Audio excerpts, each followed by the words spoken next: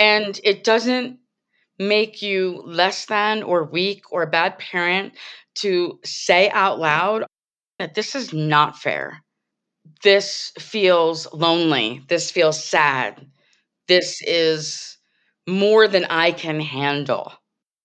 I admire people that say that because it takes a strong person, a strong mom, a strong dad to admit that those things are true.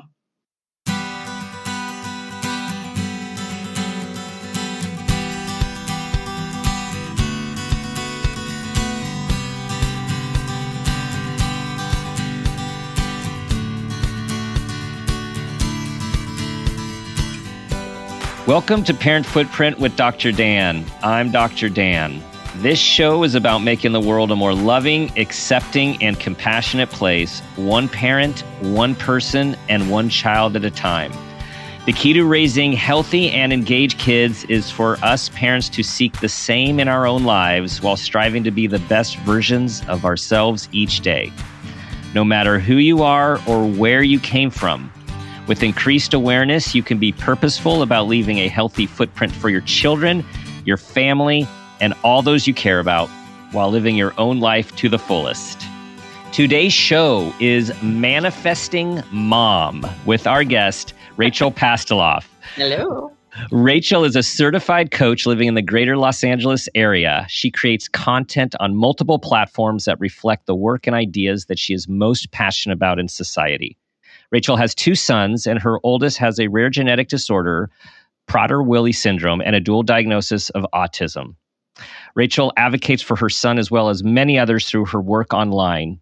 She began her path with health and wellness to create a better life for her family, and then it became her passion. She became a certified yoga coach many years ago and is a graduate of the Institute for Integrative Nutrition as a health and wellness coach. She works with men and women who are struggling with toxic relationships and addictions, and she is passionate about writing, photography, and her new website to share her work that she is creating. Rachel, welcome to the show. Thank you for having me. So, let's start with the road to becoming a manifesting mama. Wow. The road to becoming a manifesting mama. We like to start small, like just really small questions like this. Yeah.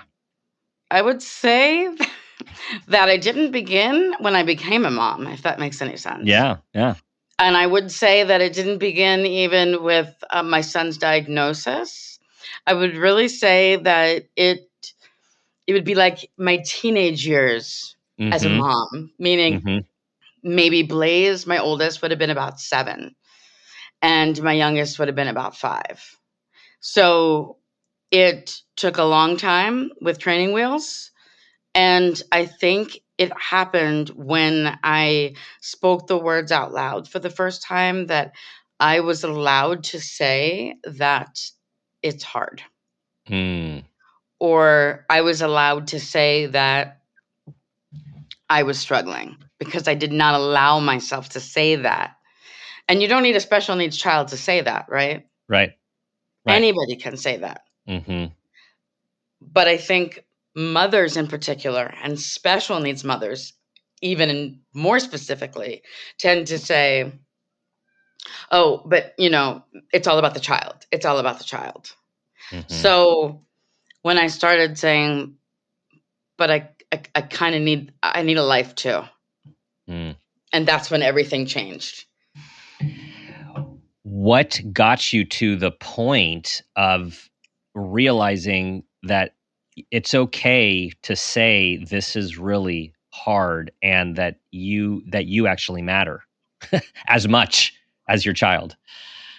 I think many moments of stuffing it down.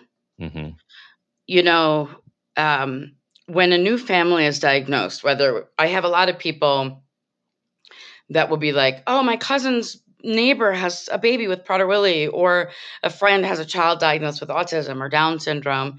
We're all a family. My Prader-Willi family is so tight, but my special needs family as a whole. Like, we are all a family. And so whenever I meet somebody who has a new diagnosis, I always give them one huge piece of advice, and that is allow yourself to grieve. Grieve in the beginning. Grieve for the loss of the life you thought you were going to have. Grieve for the child that you had envisioned. Grieve for all of those things. Because if you don't grieve for them now, you will grieve for them later in the form of health problems, a nervous breakdown, all of these things. Also, if you don't grieve for those things, you don't make room to appreciate and welcome what it is you do have.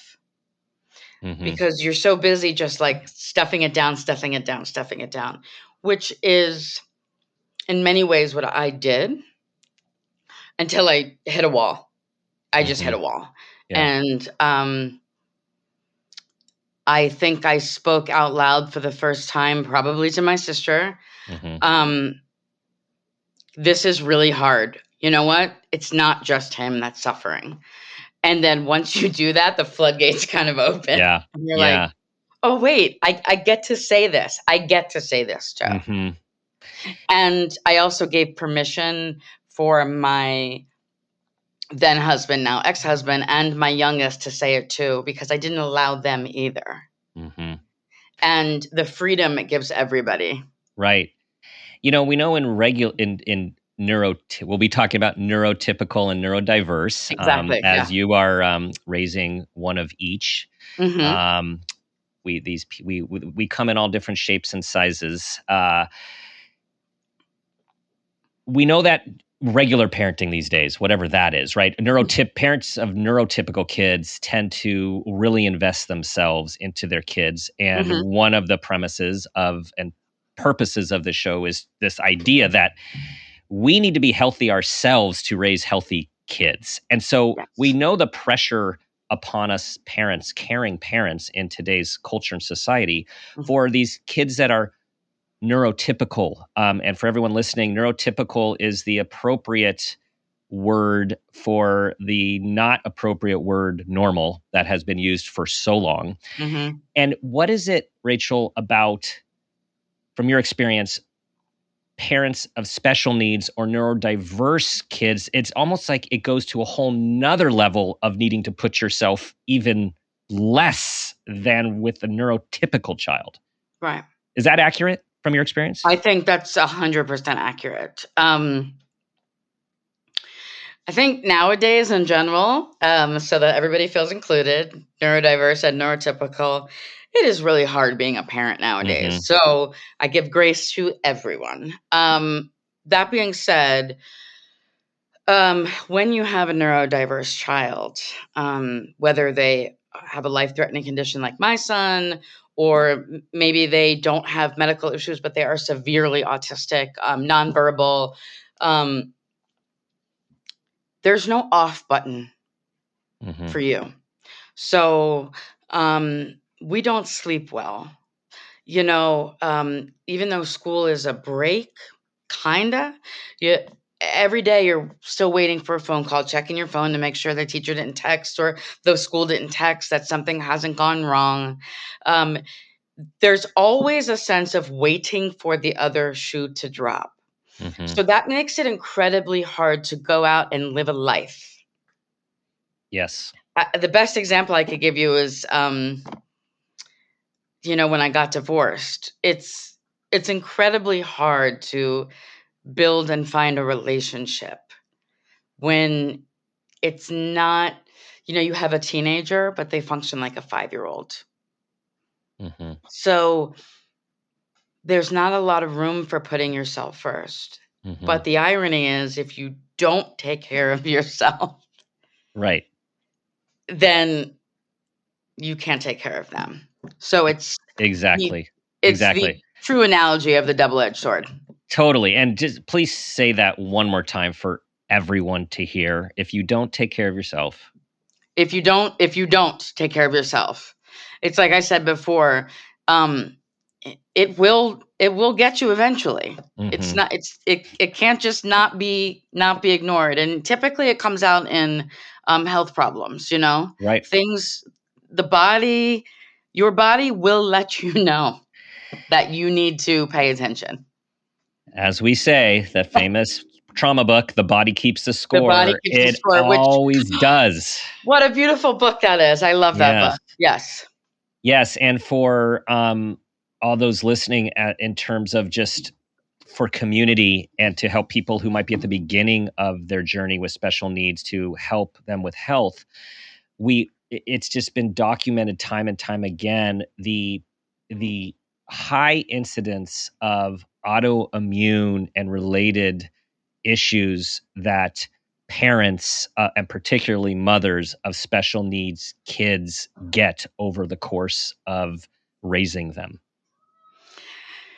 I'm not the best at giving myself grace, but I can pile grace on others. And if I could say anything to all your listeners and fathers as well, it is true that typically mothers in the United States, I can't speak to globally, tend to bear the brunt of a lot of it. But there are a lot of amazing single dads, as well as dads in relationships and grandparents doing this work.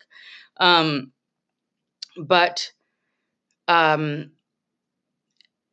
give yourself grace because let me backtrack. For those of you that are religious, this is not an offense to religion, but there are two statements that I find at this point really offensive and just maddening, and things to never say to a special needs parent. God only gives you what you can handle, because that is the farthest from the truth. We handle it because we don't have a choice. So we just step up and do what we have to. And then when they say you must be special, sometimes it's a lot of pressure on us to feel like we're like superhuman. And most of us feel like inside like we're failing. We're like, oh, I'm not doing this right. So we were given what we were given. Our children were given what they were given. And the vast majority of us, we just step up. It's not that we're any different. And I promise to the people that are saying us that you would do the same. Right. And also, studies have been done repeatedly, and this is fact. And I know a lot of people throw around the term PTSD, but I trust Harvard. I'm a big fan of Harvard. Harvard did a very, a longitudinal study on parents of children with autism, and absolutely discovered that they suffer from PTSD. I know that I have PTSD, as many Prader-Willi parents do. More like CPTSD. As well as many, many with health problems. Right. It really is like walking through a minefield every day, because at any moment a bomb's going to be dropped. It's going to be a meltdown. There's going to be a medical problem or something, and your body just can't physically live like that every day. No. So if you are a special needs mom or dad or grandparent listening, and you are feeling bad because you feel like you're not doing enough, or you're feeling run down, it's because you're human. Yeah. And your body isn't meant for this. Right. We've had several shows related to autism. This is our first show related to where we're speaking about Prader-Willi syndrome. And I have to say, I said it backwards, I believe, on the intro. Did I say it backwards? No, you said it correct. Did I? Because I was focused on, good. I was focused on, I've always called it Prader-Willi. And I heard in one of your interviews, it can be also called Prader-Willi as well as Prader-Willi. So if it makes you feel any better, for a solid 10 years or more, I said Prader. And a lot of people do. Okay. I think it depends kind of like where you are in the country. Okay. Well, Prader sounds very sophisticated. So exactly. Educate us about this rare genetic condition. Okay. So Prader-Willi syndrome is a rare genetic disorder.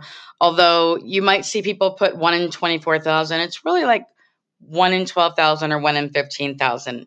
It's a global condition, affects boys and girls evenly, and it specifically has to do with the 15th chromosome. You can get Prader-Willi syndrome one of two ways. My son did not receive the 15th chromosome from his dad when in conception. In everyone, the 15th chromosome, the maternal allele, is dormant. So if you don't get it from the dad, it's like you don't have it at all. The other type of Prader-Willi syndrome, you get where you get 3 15th chromosomes, which is not conducive with life. The body always kicks one out and it kicks out the daddy. So then you have 2 female. Again, it's like it's not there. On that chromosome, there's a whole lot of genes. So their whole body is disrupted. Most notably, when people talk about Prader-Willi syndrome, they talk about the hunger, which the clinical term for that is hyperphagia. So people with Prader-Willi syndrome, children and adults, have hypothalamus dysfunction. Your hypothalamus is the central part of your brain, controls hunger, thirst, mood regulation, temperature regulation. When you and I, a typically developing human without Prader-Willi, feel hunger, it comes from our stomachs, hormones, ghrelin, things like that. A Prader-Willi individual has hunger that comes from the brain. It's physiological. So in the same way that your brain and my brain are telling us to breathe right now, and we don't know it, their brain is consistently sending a signal to them that they are starving. There is no feeling of fullness ever. And it's quite painful. It's not just like a little hunger.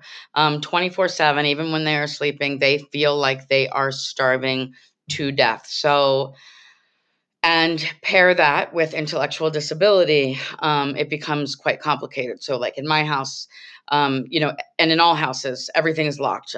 Kitchens, if you don't have a door in your kitchen, which I don't in this house, but refrigerators are padlocked. All food is locked up. Everything is locked up. They will do anything to get food. They will eat anything. If left in an unsecure food environment, they would eat until their stomach ruptures, and it's not that simple. It can only expand so much. It becomes necrotic. It usually takes about 2 days. It's a very unpleasant experience. We lose a lot of children that way, or through choking, or adults that way. Previously, before growth hormone came into play, Prader-Willi is the leading cause of obesity seen in genetics clinics because they have such low muscle tone. So they essentially have like no muscle tone. So muscle burns fat, fat doesn't burn fat. So for every 100 calories you and I burn, they would burn like 1. So they're very short in stature, small hands and feet, and typically morbidly obese. Nowadays, they have growth hormone. So my son is already like 2 inches taller than me. And, he's like a husky kid, but healthy. A lot of kids are super skinny. But obviously, if not well managed and if not on growth hormones, obesity is another complication to this. But it's really unfair. I think it's quite possibly one of the cruelest science fiction things out there that can happen to somebody. You're essentially trapped at prison in your body. And if you could think about a time when there's not food, because now it's everywhere. You go to the doctor's office, they have candy. Even at the dentist office, there's like lollipops, and all the commercials on TV are food. And everywhere you go, there's restaurants. And when you're at home, there's food. At friends' houses, there's food. So imagine feeling like you are starving to death and all you want to do is eat and you can't escape it.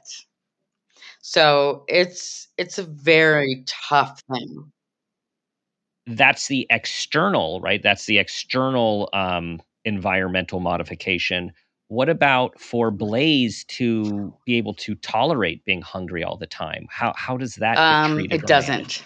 They learn to live with it. It's that's why it's so cruel. And additionally, you can't just like feed them whatever they want all the time. So there's even with Blaze, he's acquired a lot of intense GI problems over the years. So, we eat specific times. We can only eat it's not like these kids are like, I'm hungry. And you're like, well, I'll keep the food locked up, but I can keep doling it out. So it's pretty restrictive as well as, as well as just the sadness that, especially when they're young, and they're begging you for food. It is heart-wrenching. And now I'm used to it. He becomes used to it, and I become used to it. So I'm like, Right. no, we're not getting any food right now. But for other people, they're like, Right. oh my God, but he's so hungry. And I'm like, don't you dare give him any food. Because it's all we know. Like when I go to someone's house and there's no lock on the fridge, I'm like, Yeah. there's no lock on the fridge. That's so weird. Because that's all we know. How would you then, what's the layering of autism onto Prader-Willi? What does that add So to the back in the complexity? day, autism used to be diagnosed, right, as Asperger's, classic autism, and then PDD-NOS, which was the most curable kind of autism. Pervasive developmental disorder not otherwise specified. We kind of called it the garbage can diagnosis when people don't exactly know what's going on. Now, to clarify, as with many genetic disorders, but Prader-Willi has a lot of autistic type behaviors and manifestations, okay? So, but I still knew that I just always knew because I had worked with autistic children before my son was born. And so I still kind of knew. So about 6 months after he was diagnosed with Prader-Willi, and he was a very late diagnosis, which even, he was born in 2007. Even back then, he was diagnosed at 32 months, which was very late. And there's a whole host of reasons for that. But I still knew. And so when he was diagnosed, we lived in Georgia, the Georgia Prader-Willi community. They're still my family. They're still my heart. And we would have an annual picnic every year. And it's so easy to tell which of the kids have the dual diagnosis of autism, because Prader-Willi children are very much like a lot of Down syndrome children in this respect, really social, in your face, eye contact is great. They want to talk to you. And that is not. Now, Blaze will talk to you, but good luck getting him to look at you in the eyes. And it's not a reciprocal conversation. There's, to me, very clear manifestations of things that, could be Prader-Willi, but I know they're more, I mean, I am his mom and I'm the closest person in the world. And I have to literally hold his face and say, look at me in the eyes, because he will not, there's no eye contact. And it does affect, it depends the level of, intellectual disability, sensory issues. So it's just another layering on top of something that's already incredibly complicated. It's another layering. I want to loop back to something you said earlier, which is about the grieving process. And I heard you say that in another interview of yours that I was watching. And I'd like us just to spend another moment on it for our folks listening, is because I think this relates to those first 7 years you talk about. It's like, no, we got this. This is fine. We're going to do this. And there's this belief that if we actually acknowledge that this is not what we signed up for, this is not what we had hoped for, this is not what we wanted, that there's something wrong with us for having that. And yet, as you eloquently state, it's essential for moving on.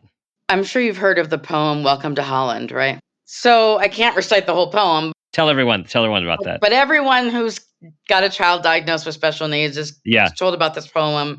Essentially, a family is taking a trip. They're supposed to be going to Italy, and they're all excited. They plan their trip. They're on the plane, and they end up in Holland. And the end of, and they're very disappointed. But then they get off, and they look around, and they see the tulips, and everything is beautiful. And they're like, oh, my goodness, this is so great. I love Holland. What was I so upset about? And in many ways, yes, that is true. But none of us, whether we're the dad or the mom carrying the baby, are thinking, gee, I really hope my kid has a terrible genetic disorder that they're going to suffer for the rest of your life. Everybody wants a healthy baby. Everybody wants that. And nobody is like, Oh, thank you, doctor. I'm so excited for this diagnosis. It's wonderful. But so many of us do that. Mm-hmm. It's okay. It's a blessing. It's a blessing. And they are a blessing, Mm-hmm. but it's not what you planned for. And it doesn't make you less than or weak to admit that. And it doesn't make you less than or weak or a bad parent to say out loud often that this is not fair. And this feels lonely. This feels sad. This is more than I can handle. Mm-hmm. And I admire people that say that, because it takes a strong person, a strong mom, a strong dad to admit that those things are true. Yes, it actually takes a manifesting mom to do that. And I want to read some of your words, because they were inspiring me. They fired me up. And they are this: a manifesting mom is the woman who gets out of bed and faces the day every day, knowing that it will be filled with immense challenges, has the ability to love all those around her, even though she has given every ounce of what she has left inside her, will cook a meal for her family with love, even if it is made with limited resources in a tiny kitchen, sticks it out with her partner when times get rough. Faced with the unknown, she still stays strong like a rock, takes her health into her own hands, and takes back her life even when the doctors tell her it's a forever diagnosis. And that this manifesting mom can be any mom, single or married, old or young, rich or poor. Finally, a manifesting mom is in charge of her life. She is inspired, she creates, she loves, and most importantly, she And lives. we can put dads in there too. We can put dads in there too. We can. Yes. But that's powerful. That's powerful. And it takes a ton of courage to live that way. Courage and strength. And I would say vulnerability, and of course as well. When I had written that, obviously I was married at the time. I'm no longer married. And a quick touch on that is that in the Prader-Willi community, a very high percentage of partnerships don't last. And a lot of special needs families don't make it, and for a myriad of reasons. But I implore, especially mothers, to remember that you don't need to stay in any kind of toxic space, be it work, be it a partnership, or be it anything, because you feel like your ability to care for your special needs child depends on it, because it doesn't, and they don't. And so there is a freedom with saying out loud that, you know what? I can make this work, and I don't need to stay in this place. And I see more special needs moms in particular stay because they feel like they can't do it alone. And it's not easy. And sometimes you got to move into a little tiny house like I did and give up a whole lot of things, but we find ways to make it work.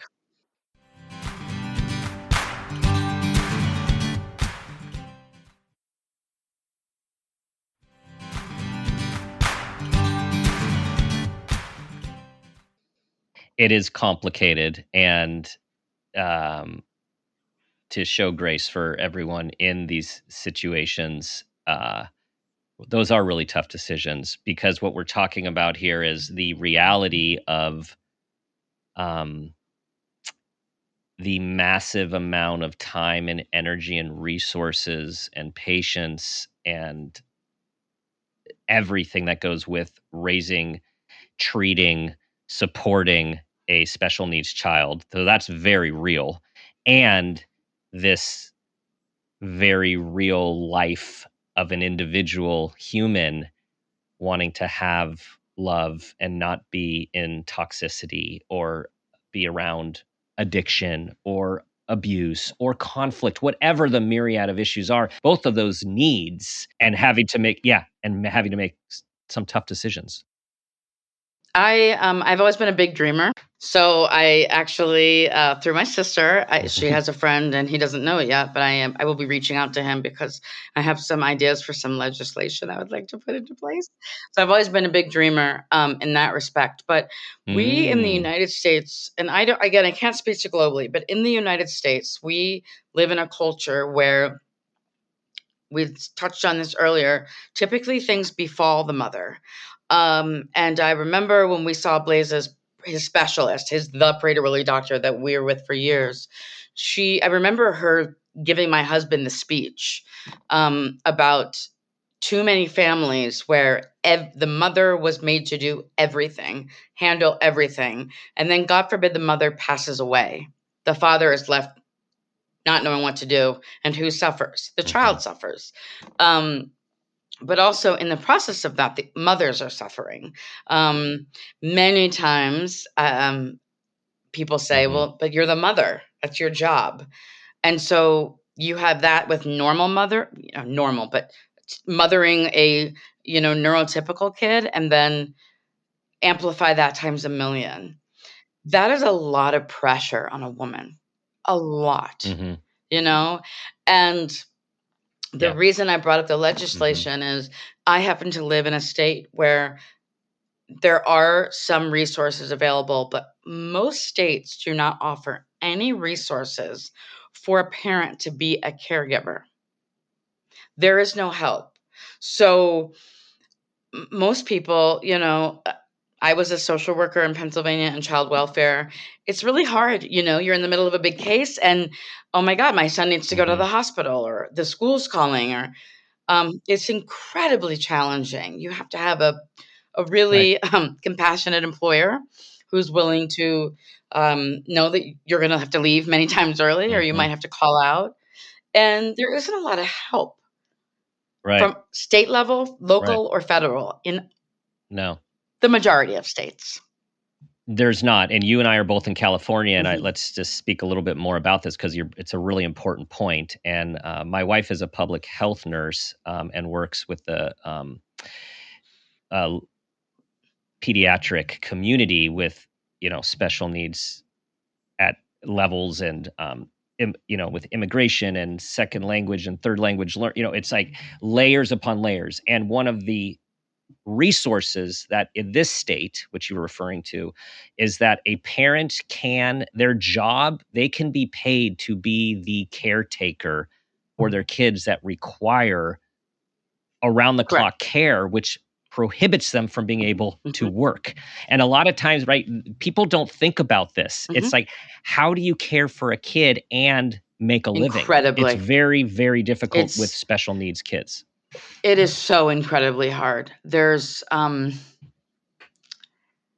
I Mhm. I feel so much sadness for a lot of my friends, and I went through this myself. I mean, um, in Pennsylvania, I was able to get home health care, but she left at 5, so I worked in the abuse in the abuse unit Mhm. for a long time, and there would be many days where I was not making Mhm. it home, and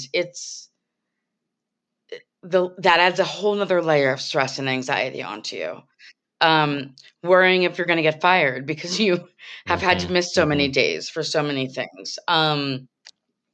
Ha- Mhm. Having enough Mhm. money to support a child that might be medically fragile.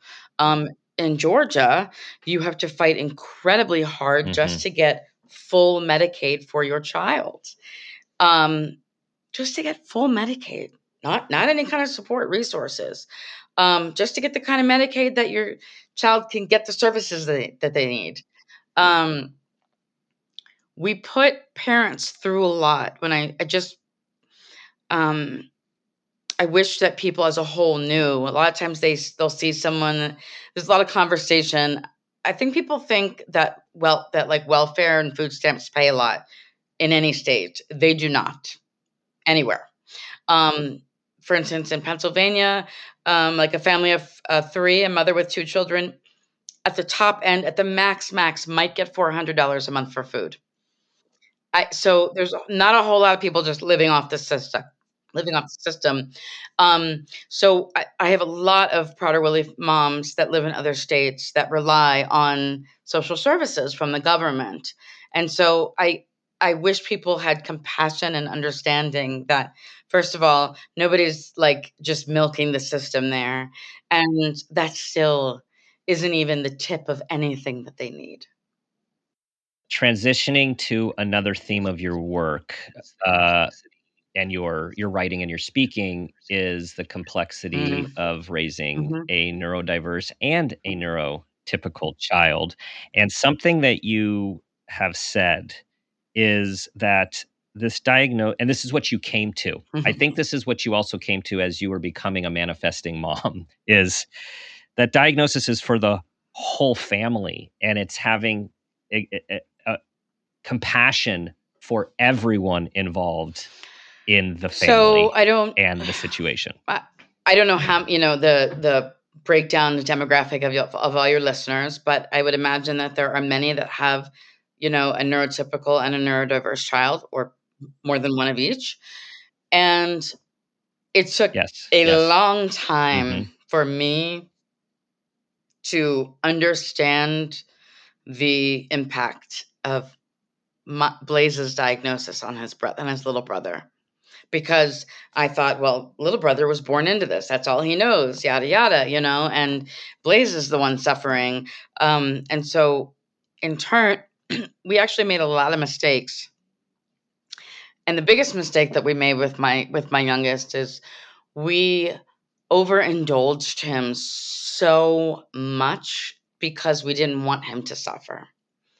Um, Anything and everything he wanted, Mhm. Mhm. emotionally or material, like, and that came back to bite us in the hiney really, really hard. And also just not Mhm. understanding what it is like to to be the sibling and be 7 years old and think that your sibling is going to die in the hospital tonight on more than one occasion. That's a lot of trauma for a child. Um, or for a child just to be around these severe Yes. meltdowns on a regular basis, that's a lot of trauma. Um, or when they start to become Mhm. young Mhm. young people trying to fit in when they're in like third and fourth grade, and if they're in the same school as their sibling and they're seeing people making fun of their sibling, there's so many layers of that's hard. Being in public and their siblings doing something like, Yeah. I am a big weirdo. Blaze is definitely a big weirdo. He does a lot of weird stuff. That's hard on a sibling who's trying to find who they are and be themselves in the world. Um, Yeah, and there are families with for sure. kids who are really, way more severe than my child, and it's really traumatic for the siblings. And a lot of and one of my dearest friend, like, Mhm. it's really hard on her kids. And I have a lot of families I know that their kids, when they move Mhm. away, they they struggle to come back home even for visits because they they've reached the max of what they can Mhm. deal with. Um, and it seems cruel Yeah. if you're on the outside. You're like, but that's your sibling. Mhm. But once you really sit and think about it, you have to have compassion for them. They go through a lot too. Yes.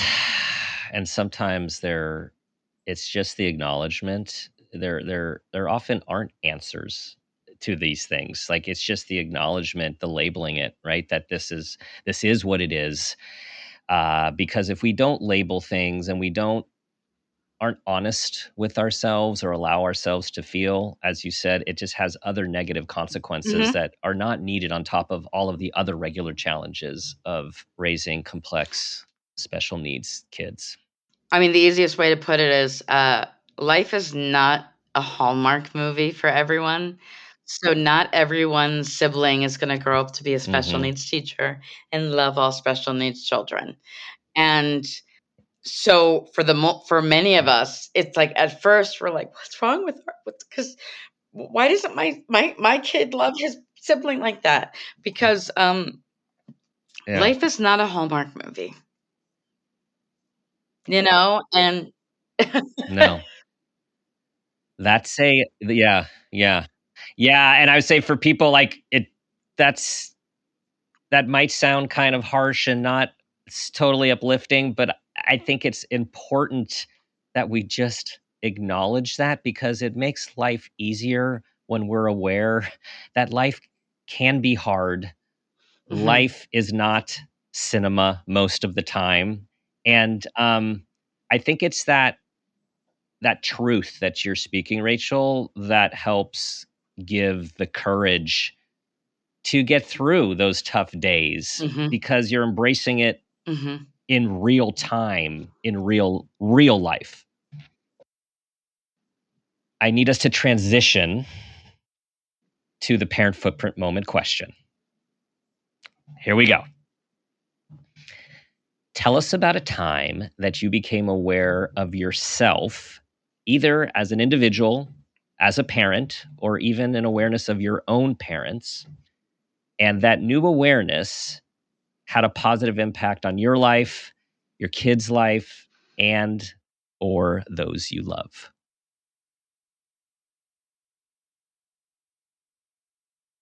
I would say that when I left my marriage and I took the giant, huge leap to move 3,000 miles away, and start over. And once I realized that I was doing it, it was such an incredible feeling. I can remember distinctly saying to my sister, I cannot believe I finally did it. And despite the fact, in spite of not having a big house, not having all the things I want, living in the middle of nowhere, I am happier than I have been in so long.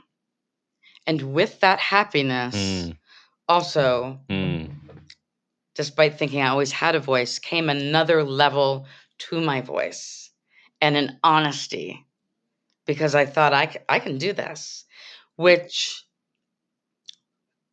enabled me also to create a space for others because I am always willing to say the things that I know other people want to say and they can't.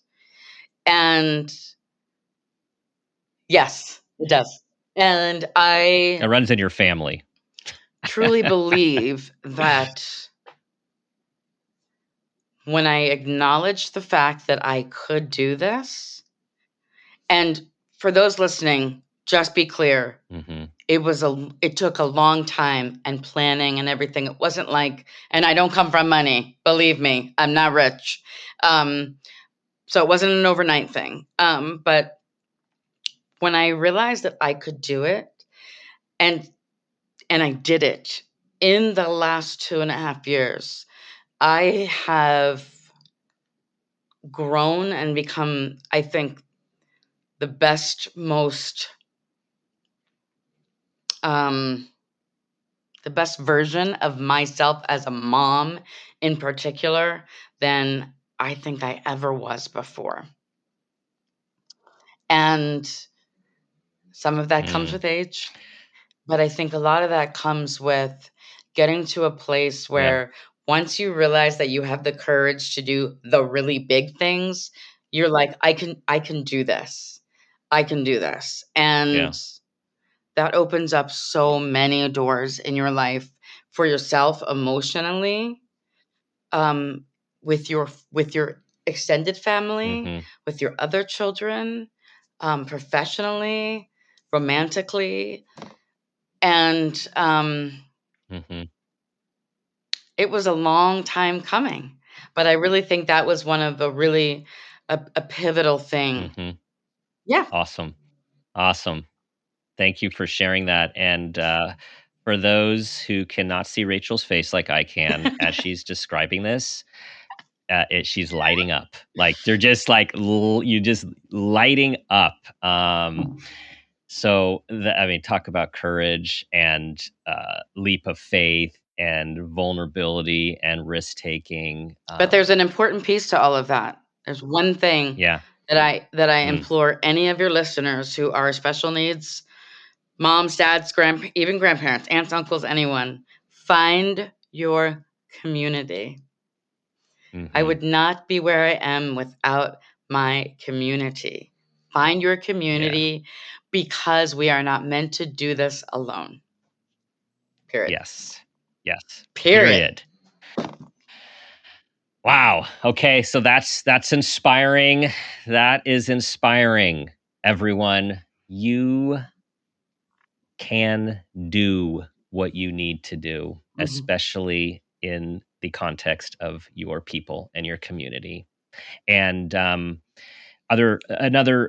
we're winding down, but I just want to add something you also talk about is asking for help. And that is related to all of this. Of course, we do not have to be strong and think we can do it all on our own. We can't. It just doesn't work that way. And there's so much power and compassion with like-minded people who share the same cause. The most successful people in the world, as I've listened to, if you think about people, I don't know, whoever the most successful business people are in the world, they will always tell you that whether it's personally or professionally, the smartest people in the world always ask for help. All right, we're dropping the mic with that one. Rachel, thank you so much for sharing your life experience and wisdom with us. Tell everyone where they can find your writing, your speaking, your website, your coaching, all of the good stuff. Most everything as of lately, I have been posting on my Instagram, which is just my name, Rachel Pastiloff. I also have a TikTok, which is under a different name, my secretive name. But that one is That Blonde Mom. And I'm sure that I'll give you the links and everything. But I'm actually working on a podcast with another Frauda Really Mama. But nice. Those are the two places right now, while the other website and everything are being built. I still have my manifestingmom.com website, but all of the new writings and everything are going to be transferred over to the new website. And word to the wise, I curse. So if you are offended by cursing, just be warned in some of my videos.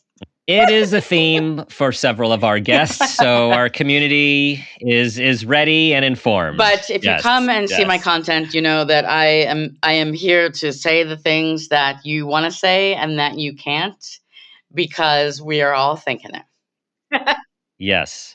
You're the training wheels for saying those things. And then, you know what, everyone? You're going to be saying them yourselves one day. Thank you. Yes. Okay.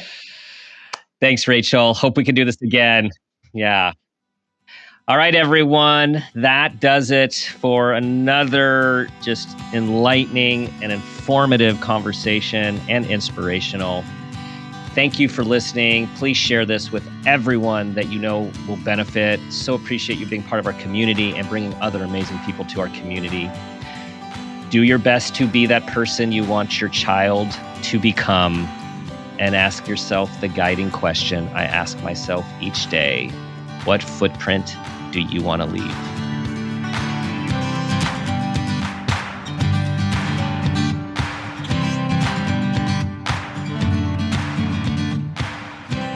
This has been a Peters and Rossi production.